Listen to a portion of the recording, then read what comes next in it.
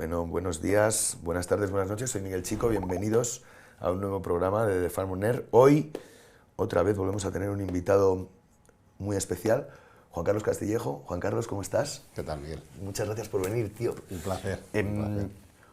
Bueno, Juan Carlos, hoy vamos a pasar porque aunque eres joven, has formado parte de la historia de nuestro sector durante muchos años. Por favor, para los que no te conozcan, preséntate, cuéntanos de dónde vienes. Fenomenal. Muchas gracias por lo de joven, por lo que me toca. Pues mira, ya son 40 años en el sector. Estudié primero Ciencias Biológicas en la Autónoma y cuando acabé, pues efectivamente me di cuenta que yo creo que debería de complementar algo que era bastante empírico en aquel momento, pues con algo mucho más práctico. Y bueno, tuve la ocasión de tener un vecino que era catedrático de cirugía de Complu y bueno, me convenció y empecé a trabajar en veterinaria y acabé veterinaria y rápidamente entré en el sector farmacéutico de veterinaria, que era un área, bueno, no muy conocida por el sector veterinario, pero que yo creía que tenía muchísimas posibilidades, como ha sido así. Entré en Schering-Plough, posteriormente entré en Ford Dodge, luego en Pfizer, y bueno, pues el 31 de diciembre terminé con MSD, que estuve en los últimos 10 años. Mientras tanto, y como teníamos algo de tiempo, pues nos dedicamos un poco a lo que era la industria y a trabajar en lo que era el sector. Estuve pues mucho tiempo metido dentro del sector de Veterindustria, en la asociación, en la patronal, y de hecho pues he estado 4 años de vicepresidente y unos 11 años de presidente de esa asociación, y yo lo dejé hace un año aproximadamente. Te vas a aburrir ahora que tienes menos. Luego nos cuentas cómo vas a conseguir para no aburrirte con todos los proyectos que tienes para adelante. Vale, claro, entonces a mí me interesa mucho que hoy tratemos de cómo ha evolucionado la visión de las farmacéuticas respecto al cuidado animal, ¿no? Cómo, bueno, pues desde los 70 o desde el final de los 70, principios de los 80, que ha ido ocurriendo en el sector agroalimentario, por lo menos en España y en Europa. Ha ocurrido. Sí, de forma similar. El reflejo, ¿qué ha ido pasando? ¿Por qué etapas hemos ido pasando? Pues como os podéis hacer idea, en 40 años y a la velocidad que vamos, los cambios han sido enormes. Fíjate, yo empecé trabajando en Galicia, que además pues era, imagínate, una clínica muy personal, con pocos animales, muy clínica, quirúrgica, tratamientos, y de ahí pues ese proceso de concentración que se ha dado en la industria también ha hecho que la industria se concentre de forma importante. Para que te hagas una idea, Miguel, pues casi el 70% de lo que se factura hoy en la industria está pues en 4 o 5 laboratorios. Esto ha favorecido dos cosas: una, la especialización por parte de los laboratorios, pero también la capacidad de poder invertir en investigación y desarrollo grandes cantidades de dinero. Estamos hablando del 10-12%, que en pequeñas unidades hubiera sido casi imposible. Esto ha favorecido pues muchísimo la capacidad de poder disponer de nuevas soluciones con el veterinario y con el ganadero también. De esa manera también pues hemos podido conseguir cambiar lo que era una relación de una visita más comercial a una visita muchísimo más técnica. O sea, de vender medicamentos pues se ha pasado a ofrecer soluciones. Digamos que somos más cómplices de nuestros clientes porque ellos han crecido también, porque ellos han especializado, porque ellos tienen grandes profesionales, y lo que hacemos es intentar ayudarles pues a que tengan una oferta a sus clientes pues con un valor añadido. Eso ha sido un cambio fundamental. La prevención, otro de los factores fundamentales, eso que te decía antes. Si antes las vacunas en aquella época era un 8-9% de lo que se vendía en España, pues ahora estamos cerca del 30%. Ese es un gran cambio que ojalá lo pudiéramos ver en humana también. Y esa es una tendencia, que tira, va a crecer, ¿verdad? Arriba, sí, por supuesto, y más todavía cuando tenemos un grave problema, que seguramente comentaremos luego, que son las resistencias antimicrobianas a los antibióticos, en los que cada vez toma más papel la prevención y la predicción de esas enfermedades. Son dos factores fundamentales. Otro factor clave, el cambio que ha habido también por el número de facultades, por el cambio de la sociedad que está habiendo, la importancia que tienen los animales de compañía.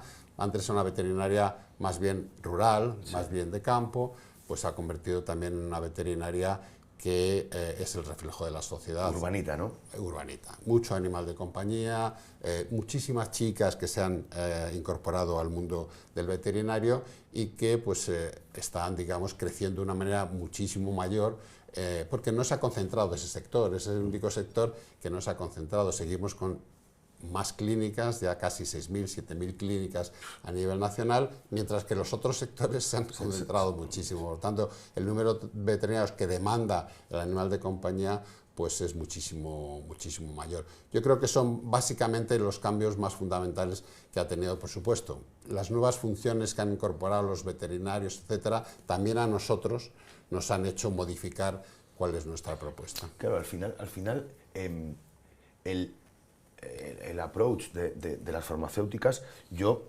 lo he visto en el propio rol en la empresa, ¿no? Cuando nosotros en Agroalimentaria Chico, en los tiempos de mi padre creía mucho en la prevención, pero además de creer mucho en la prevención, siempre había tratamientos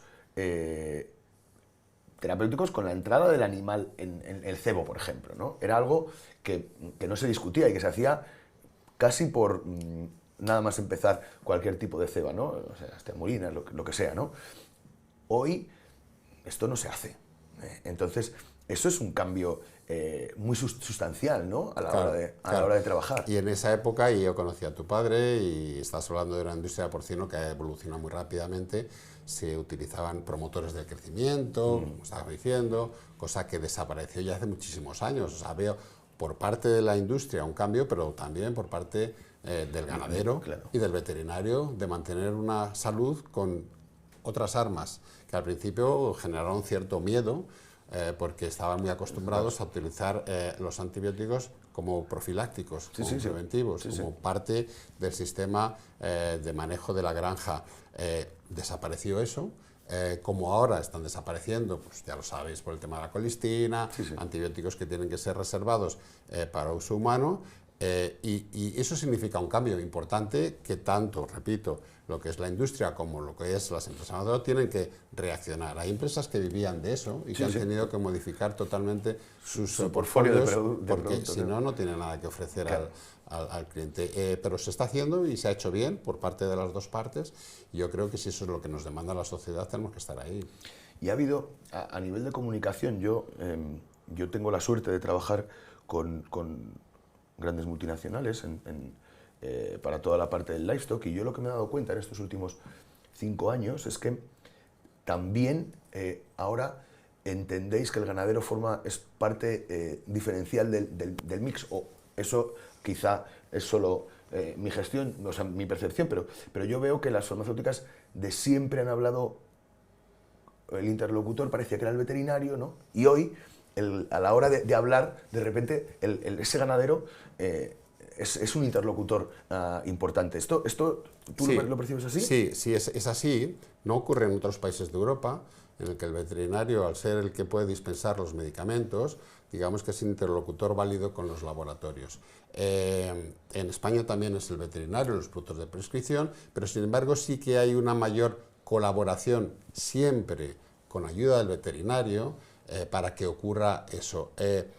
Lo que intentamos, y lo he comentado antes, es dar un valor añadido a la acción del veterinario, pero para eso tenemos que contar con los ganaderos. Esto está viendo muy mucho cuando estamos yendo hacia un mundo también de aumento de la tecnología. Al final la tecnología la tienen que manejar los usuarios, los ganaderos. Ellos tienen que saber, y ellos además conocen toda la información, son los que nos pueden aportar toda esa información. Repito, el veterinario juega el papel fundamental de ser la persona responsable de la sanidad de esa explotación, pero también el ganadero el veterinario nos pide muchas veces ayuda para hacer, digamos, transmitir esa información al ganadero. Por supuesto que está en la ecuación, está en un punto fundamental de la sanidad. Es imposible llegar a una sanidad, y más ahora en forma de sostenibilidad, sin contar con el ganadero, sin duda. Pero es importante, claro, que se ponga en valor esa figura clave que es el ganadero, que muchas veces quizá ha estado un poco... parecía que su rol era menor del que realmente es, y al final es el que cuida en el día a día, al final. Es cierto, pero también es verdad que la profesionalización del sector ha sido logarítmica. Claro. Es decir, antes hablar de muchas de estas cosas con algunos ganaderos, que es lo que había, pero con 2 vacas o 3 vacas, hablar con empresas que tienen más de 100.000 cerdas en región, o sea, no tiene nada que ver. De hecho, el ganadero se ha profesionalizado muchísimo, pero también las empresas han ayudado a que ese ganadero sea de profesionalización. Entonces es totalmente necesario contar con ellos. Claro, si no, es imposible llegar a buen fin. Es clave. Los veterinarios, que sois, o sea, yo que tengo la suerte de tener un veterinario en casa, pues los veterinarios, yo creo que sabéis más que los médicos, o sea, sois el grupo que más sabe, del mundo, de cualquier cosa puedes hablar con un veterinario, porque siempre sabe, tiene una opinión muy formada, ¿no? Ahora, yendo en serio a mí, ¿cómo es el cambio que ha tenido vuestro rol en la industria agroalimentaria? Porque, bueno, hasta llegar a este último Real Decreto, pero ¿cómo ves ese cambio y qué os ha pasado históricamente en estos años? Bueno, fijándonos en lo que es el veterinario de animales de producción... Sí, hablo de este. Porque el animales de compañía ha seguido su propia vía. Yo diría que el cambio ha sido tremendo, y antes comentábamos el por qué ha sido tremendo, porque los sectores han cambiado muchísimo y el veterinario ha tenido que ir dándose esos grandes saltos. Es verdad que antes éramos pues como el médico de cabecera, ¿verdad? Que lo decía, sabemos más que los médicos. Hombre, los médicos se han especializado mucho más, y a un médico de cirugía neuronal no le hables de una vejiga o de una dermatitis, porque para eso hay especialistas en ello. Nosotros hemos seguido como veterinarios ese camino. Yo me he acordado que antes el veterinario incluso trataba al perro, a la vaca, y si a veces preguntaba, pues al sobrino. Ahora, evidentemente, sobre todo en las áreas de producción, es que ya hay un especialista de madres, hay un especialista de transición, hay un especialista de engorde, hay un especialista... Y en agricultura 3/4 de lo mismo, comparar un engorde con una puesta. Por lo tanto, ese área ha sido vital, la especialización de nuestro sector, y fundamental. Pero también yo creo que la ocupación de espacios, que yo creo que los teníamos un poco abandonados, ha sido y debe de ser en el futuro un área fundamental, no solo de trabajo para el veterinario, sino de influencia en la sociedad. No vale con decir que somos los que curamos animales, y menos, y tiene mucho valor, que somos los que curamos animales de compañía. Y digo que tiene mucho valor porque es la que la sociedad demanda ahora mismo, demandando, y que además nos perciben como tal. Yo creo que tenemos que ir más allá, y que el veterinario tiene que expandirse en lo que tú has dicho. Sabemos de muchas cosas, quizá no tengamos que saber de tanto, pero sí tenemos que estar metidos en cada punto o área de decisión también, incluso política, para que lo que yo suelo decir, que las musas pues bajen al terreno, ¿verdad? Que bajen al teatro. Es decir, que seamos capaces de todo eso que estamos diciendo, convertirlo en leyes, convertirlo en prácticas, y para eso no hay que ir línea política, sino hay que ir en línea sociedad. Hay que convencer a la sociedad de que eso es importante, y que nuestro rol es tan importante como nosotros nos creemos. Claro, porque además es una cosa extraña, porque en buena parte de las políticas, bueno, en el grupo del COVID, de repente el veterinario no aparecía en nuestro país, y hay otros países en los que estaba liderando el proceso. Correcto. Entonces, esto es quitar, o sea, ¿qué nos ocurre a nosotros como país para quitar una figura tan importante que es clave en ese desarrollo? ¿Por qué? ¿Por qué no se le da esa voz que yo creo que debería tener, sin duda? Bueno, repito que la voz, evidentemente, que nosotros creemos que tenemos que tenerla, al final es la sociedad la que La que te tiene la que da, estar ¿no? convencida Ya. y la que te la da. Sí, O sea, sí. si tú haces un análisis de confianza por parte de las personas, de la sociedad, lo primero que te sale es el médico, el segundo la enfermera, el tercero bla, bla, bla, y al final a veces ni aparecemos. Sí, sí.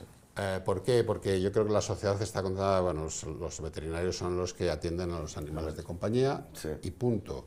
Eso le da a la sociedad una importancia importante. Da cuenta que el 50% de las familias hoy en día tienen una mascota, sí. le dan esa importancia, pero no la llevan a otras áreas como la seguridad alimentaria, como puede ser la tratamiento de zoonosis, la epidemiología, etcétera. Que sí estamos, pero no se nos ve.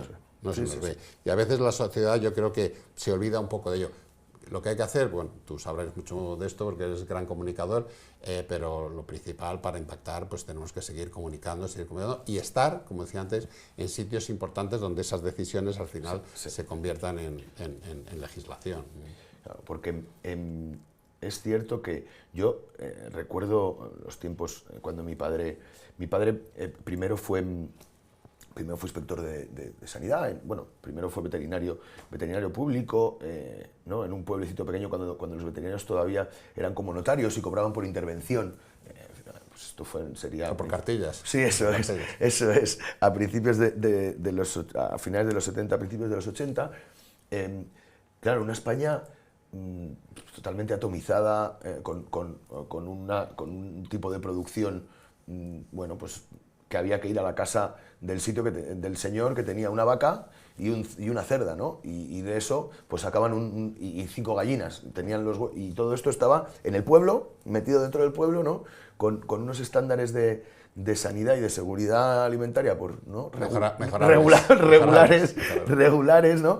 Y hoy, claro, hoy toda la industria está hecha de otro formato, ¿no? En toda Europa, bueno, toda Europa, sobre todo en la Europa occidental, está hecho, y el veterinario yo creo que ha tenido un rol muy relevante en apoyar a que esto ocurra. Y, teniéndolo tan relevante como lo ha tenido, no, al veterinario también se le ha olvidado contar su relato. Igual que a los ganaderos se nos ha olvidado contar el nuestro, ¿no? A los veterinarios se les ha olvidado contar el vuestro. Y definir... Sí, es verdad, hemos estado muy a lo nuestro y cada uno en su parcela.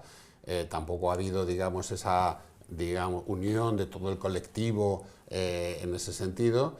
Y bueno, pues al final es lo que hablamos, al final hay que ganárselo todo. ¿Que tenemos todo el derecho del mundo a estar en esa? Sí, pero también tenemos mucho que hacer para llegar a eso. O sea, esto nadie nos lo va a dar en absoluto, y por lo tanto el veterinario que desde dentro, y es verdad, y que en ese sentido somos algo endogámicos de percibirnos como algo muy importante para la sociedad, y lo somos, pero somos lo que nos ven que seamos, y eso es lo que hay que cambiar. Y para eso hay que trabajar mucho en todas las áreas, en la universitaria desde el principio, en las áreas de investigación, en las áreas de ministerios, en las industrias farmacéuticas, donde empleamos más de 3.000 personas de trabajo directo y de 10.000 personas solo en España.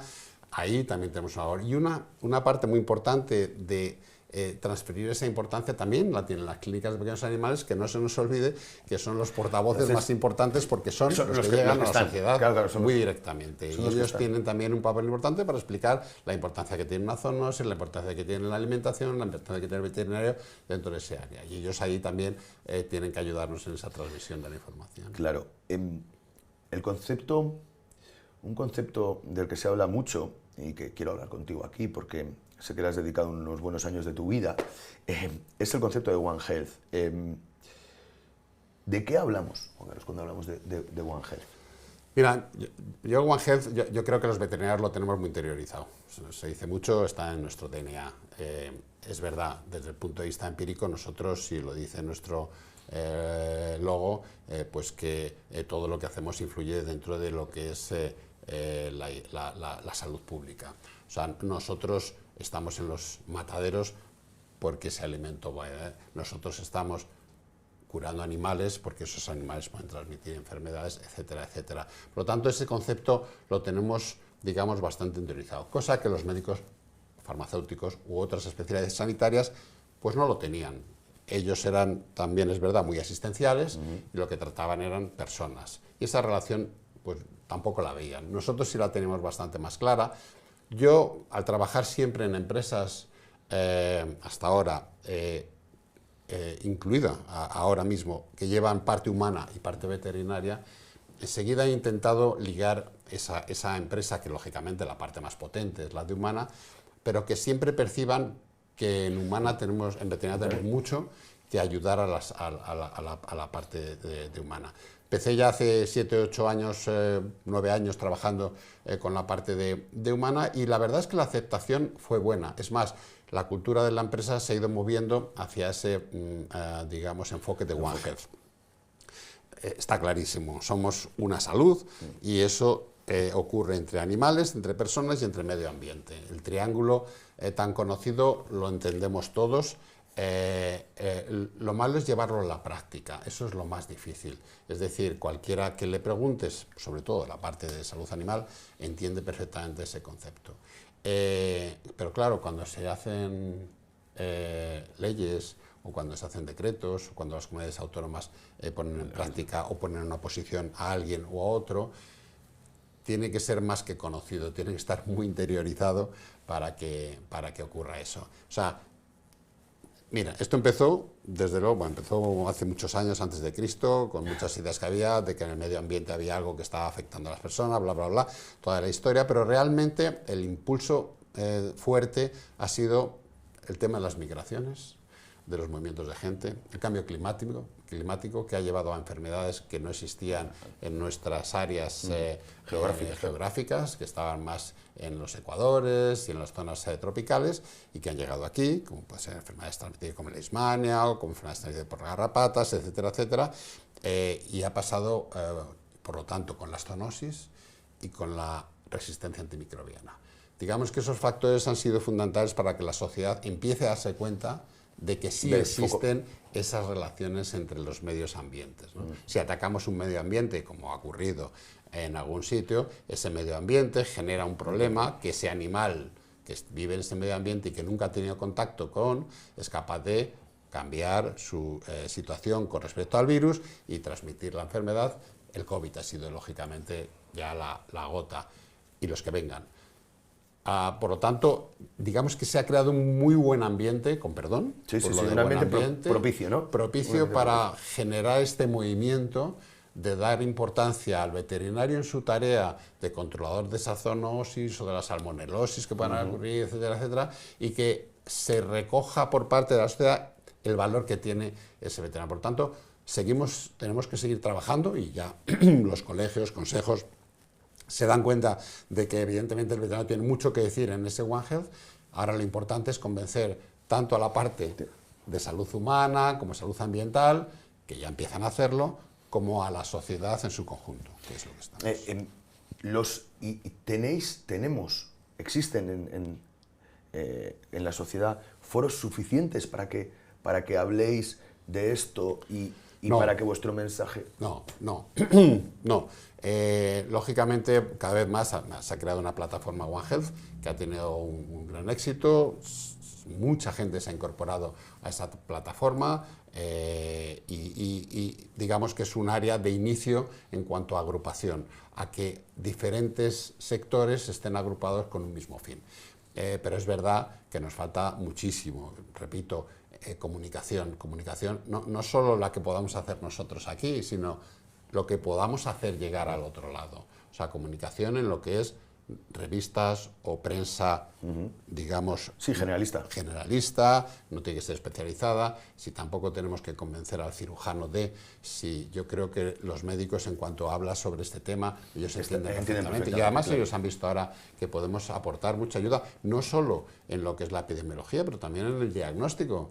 Pero también, acordaros que tenemos empresas en España que han trabajado para fabricar vacunas COVID, porque no había ningún laboratorio de humana que pudiese desarrollarlo aquí en España. Por lo tanto, podemos desde muchísimas áreas, lo que es los responsables de salud animal, aportar. Por tanto, yo creo que el convencimiento entre profesionales no es tan difícil, y ahí sí que tenemos que crear foros, facultades, que haya asignaturas comunes que haya interconexión entre... R&D, investigación y desarrollo, ya lo hace, ellos no necesitan que se lo digamos para que se vayan a un médico o el médico venga, ya lo hacen. El grupo de la Complutense tienen un buen trabajo y se comunican entre ellos fenomenalmente. Yo creo que es más, como has dicho tú, qué foros tenemos que crear para que eso llegue a la sociedad, para que la sociedad sí lo perciba y pida a nuestros responsables políticos que haya esos cambios aquí y en Europa. En Europa son más sensibles también, son bastante sensibles. Sí, pero la realidad es que si no somos capaces de generar el suficiente ruido, o sea, si no somos capaces de generar, primero, el sitio en el que hablemos de esto, en el que los profesionales habléis de esto, para impactar, y no conseguimos impactar a la sociedad, y no conseguimos impactar a la clase política, es que al final, pues, son conceptos maravillosos, pero que conseguimos menos impacto del que deberíamos conseguir. Claro. Yo a veces, cuando he dado muchas charlas en cuanto a One Health o una única salud, miro y digo, qué bien nos está quedando a 100 veterinarios que están aquí enfrente y un médico que se nos ha escapado aquí, que está por aquí. Esto no genera impacto, porque es hablar de lo mismo entre los mismos de los que estamos muy convencidos. Que estamos ya convencidos, claro. Claro, eso ya no sirve. Yo a veces lo digo como los mítines de los políticos, ¿no? Que va la gente que quiere oír lo que quiere oír, que sabe lo que está diciendo y que está de acuerdo con él. Fenomenal. Eso tiene que llegar a otros sitios, porque si no, no extendemos nuestra idea, que es buena. Por lo tanto, yo creo que sí, ese cambio lo tenemos que hacer y no solo estar nosotros convencidos, que ya lo estamos, sino extender eso a otros sectores profesionales, no solo médicos, es que farmacéuticos, biólogos, estadísticos, ingenieros. ¿No? La salud ahora mismo se mueve, no son los factores médicos o sanitarios, se mueven muchos tecnológicos. Claro. Todo eso tenemos que impactar sobre ellos y de esa manera intentar mojar un poco lo que es la sociedad cada vez más. No es un trabajo fácil, pero cuanto antes empecemos mejor. Pero al final, Juan Carlos, ningún trabajo, o sea, quiero decir, lo que hay que hacer es poner la primera piedra y empezar. Sin duda. Y a partir de ahí ya veremos cómo lo vamos haciendo. No, yo estoy, a veces, ¿sabes qué nos pasa? A veces, para buscar la forma perfecta de hacer algo, nos paramos hasta que damos con ella, ¿no? Y yo creo que tenemos que ser un poco más suaves con nosotros y empezar a hacer directamente. Y el camino, siempre que lo empiezas a hacer, se termina haciendo. Sí, caminos hacia el andar, ¿verdad? Es que es tal cual. Sí, es así, sí, es cierto. Y bueno, yo creo que ya, joder, si no aprovechamos estas oportunidades que nos está dando la naturaleza, diciéndonos que nos pongamos de acuerdo, ya lo hacemos, porque es que somos incapaces. Yo creo que ya se ha iniciado ese movimiento. Lo que sí hay que hacer es no olvidarnos, porque aquí pasa el COVID y a los 15 días se nos ha olvidado todo, ¿no? Y sabemos que va a venir más. Y que por lo tanto tenemos que seguir trabajando para estar preparados para ello. Bueno, es que el tema de la zoonosis y las densidades de población animal, de población humana, los cambios, efectivamente, como tú decías, hombre, es que en el Amazonas ahora no hay, ya pues es que, bueno, pues hemos talado algunos árboles, ahora hay gente viviendo allí y hay cosas pasando allí que antes no pasaban, ¿no? Todo el efecto mariposa, ¿verdad? Lo que pasa allí va a venir aquí, lógicamente. Es así, ¿no? Y al final, bueno, pues muchas gracias por esto, porque la verdad que me interesa mucho este tema podríamos estar hablando... me interesa mucho este tema del One Health y me gusta mucho que empecemos a hacer cosas y que planteemos qué podemos hacer. Yo creo que es optimista el futuro, en el futuro, o sea, es optimista. Yo creo que tenemos que ser optimistas porque esta colaboración, yo creo que ya está, ¿sabes? Entonces, hay que tirar para adelante. Vamos, porque, como siempre, nos vamos pasando de tiempo. Y la última, antes de que nos cuentes qué vas a hacer, a qué te vas a dedicar ahora que has salido de MSD, me gustaría que habláramos un poco de reputación del sector, de reputación del sector agroalimentario. Tú, que una vez más llevas mucho tiempo viendo cómo estamos, ¿tú cómo crees que nos percibe la sociedad? Peor de lo que debería. Eso es un hecho.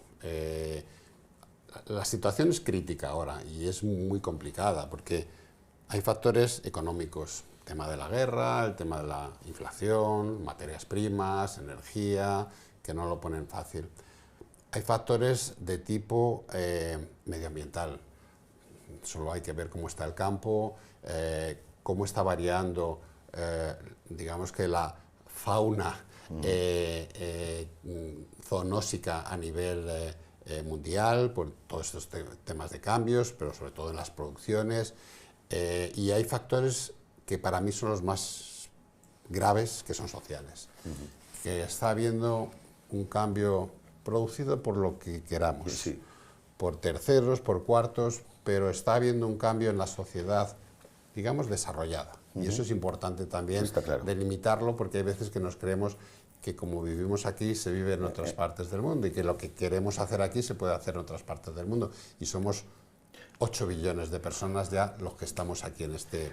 Sí, son problemas del primer mundo. O sea, sí, son problemas del primer mundo, y es verdad, pero bueno, es el mundo en el que nosotros estamos. Pero que es que siempre lo discutimos cuando estamos hablando de One Health o cuando estamos hablando de resistencias antibióticas.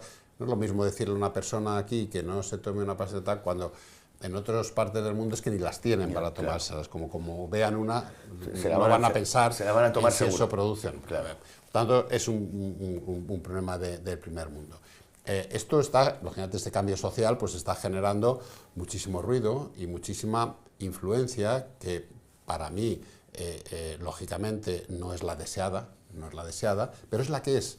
Y ahí sí tenemos que tener claro que la única manera de competir con ello es, de nuevo, comunicar e influir en la sociedad para que entiendan que la forma que estamos nosotros produciendo proteína animal y que es fundamental para nuestra salud, es una forma mejorable, pero es necesaria.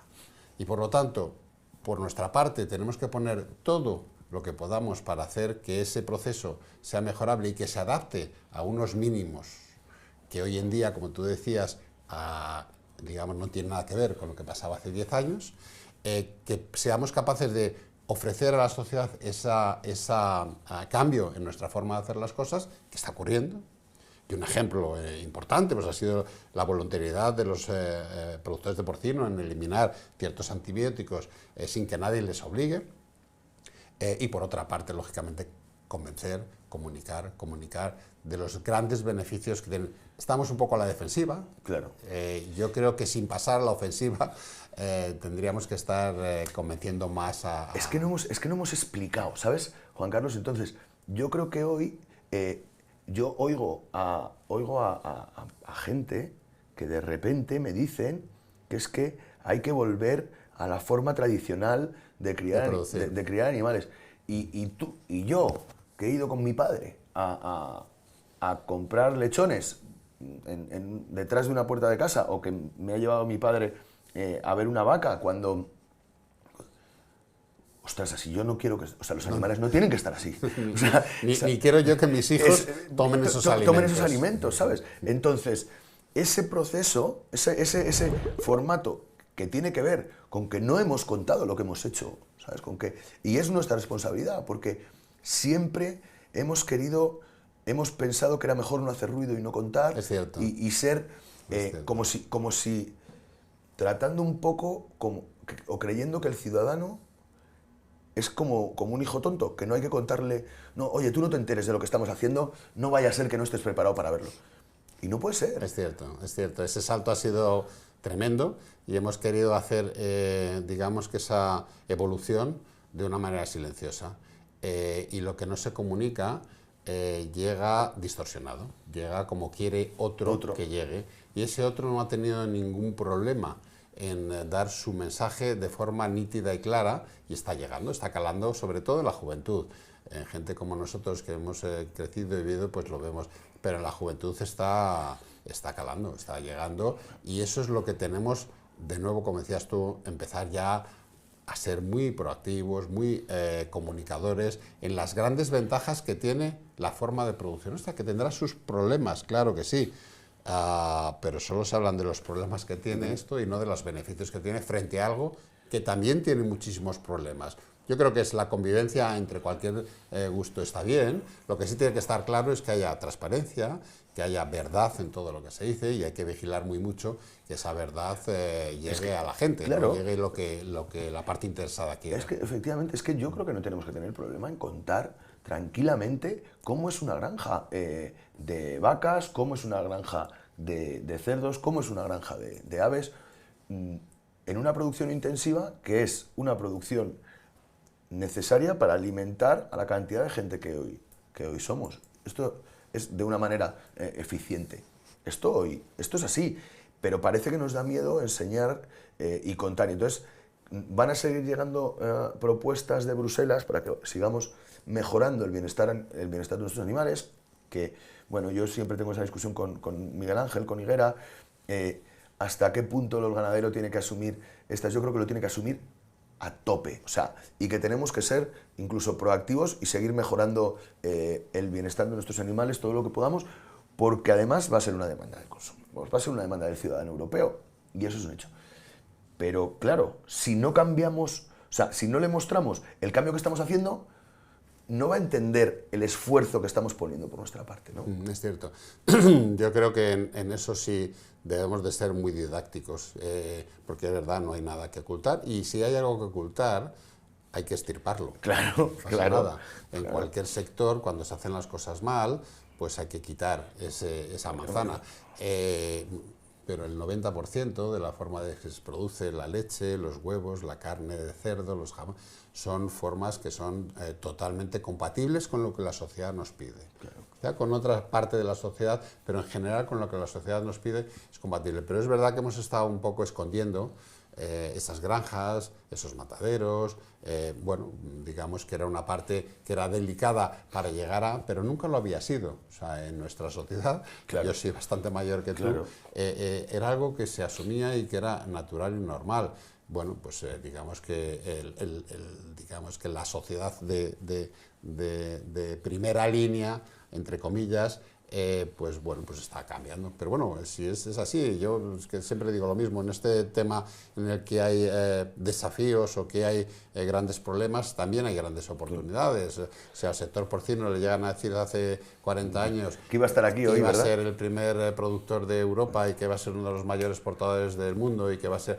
Pues no se lo hubiera creído. ¿Por qué? Pues ha hecho las cosas bien. Ha hecho las cosas bien, ha comunicado bien, digamos que el trabajo que han hecho pues está fenomenal. Pues digamos que eso tenemos que extenderlo en diferentes otros sectores. Sí, hay que seguir con ello. Yo creo que es importante. Al final, bueno, es verdad que somos un caso de éxito. El sector agroalimentario español, el porcino por supuesto, pero todos somos un caso de éxito. Y yo creo que hay que, pues eso, hay que no tener complejo y salir a contar. Y no tener complejo y no tomar al ciudadano por idiota. No es que no quiera saber. El ciudadano, si le explicas, está encantado. Ah, claro. ¿Sabes? El sector agropecuario son 100.000 millones los que aporta, son 10% del PIB, casi, que significa, da 2,3 millones de puestos de trabajo. O sea, ¿qué sectores hacen eso? Sí, sí. Bueno, y encima damos de comer a la gente. Claro, claro, decir, encima tenemos una labor... Que yo creo que es importante. Una labor buena que es dar de comer, que tan buena es volar aviones y de transportar a la persona. Pero dar de comer está bien de importante, ¿no? Fundamental. Y además lo estamos viendo ahora. Sí. Estamos viendo cuando sube el precio, estamos viendo cuando hay carestía, estamos viendo cuando es el desabastecimiento. O sea, es un sector fundamental y tiene que estar en la parte, digamos, bonita de la película, no en la parte, en la parte triste de la película. Es así. Claro, porque es que, ¿sabes qué pasa? Que la separación esta que ha habido tan fuerte del mundo rural y el urbano, ¿no? O sea, hoy la gente no tiene pueblo o tiene menos pueblo, y cuando tienes pueblo ya no es un pueblo, es un pueblo casi urbanizado, quiero decir, que tiene los mismos usos y costumbres casi que una ciudad, pero más pequeño, ¿no? Entonces, esa pérdida del pueblo, de la parte rural, que era la que estaba en contacto con los animales, es la que está en contacto con los animales de manera, pues es importante y hace que las sensibilidades pues hayan cambiado totalmente. Es lógico que ocurra eso. Bueno, Juan Carlos, pues que nos vamos a tener que ir a comer, ¿no? Que yo ya tengo un montón de hambre. Yo creo que sí, proteína animal. Eso es, Juan Carlos, muchísimas gracias por venir. Un placer. Ha sido un placer. Muchas gracias. Hasta la semana que viene.